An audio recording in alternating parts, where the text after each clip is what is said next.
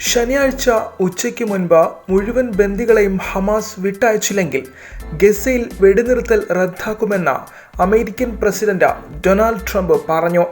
വെടിനിർത്തൽ കരാർ മാനിച്ചാൽ മാത്രമേ ബന്ദികളുടെ മോചനം സാധ്യമാകൂ എന്ന് ഹമാസ് പ്രതികരിച്ചു. വെടിനിർത്തൽ തുടരണമോ എന്ന അന്തിമ തീരുമാനമെടുക്കേണ്ടത് ഇസ്രായേലാണെന്നും TV അഭിമുഖത്തിൽ ട്രംപ് കൂട്ടിച്ചേർത്തു. ഗസയിലേക്ക് തിരിച്ചെത്താൻ ഫലസ്തീൻകാർക്ക് അവകാശമില്ലെന്ന നിലപാട് ആവർത്തിച്ച അമേരിക്കൻ പ്രസിഡന്റ് ഡൊണാൾഡ് ട്രംപ് ഗസയിൽ നിന്നുള്ള ഫലസ്തീൻ അഭയാർത്ഥികളെ ഏറ്റെടുത്തില്ലെങ്കിൽ സഖ്യകക്ഷികളായ ഈജിപ്തിനും ജോർദാനുമുള്ള സഹായം നിർത്തുമെന്നും മുന്നറിയിപ്പ് നൽകി.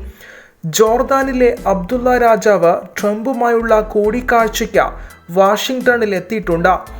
കിഴക്കൻ ജെറുസലം തലസ്ഥാനമായി ഫലസ്തീൻ സ്വതന്ത്ര രാഷ്ട്രമെന്ന നയത്തിൽ വിട്ടുവീഴ്ചയില്ലെന്ന് ഈജിപ്ത് വിദേശകാര്യ മന്ത്രാലയം പ്രസ്താവന നടത്തി.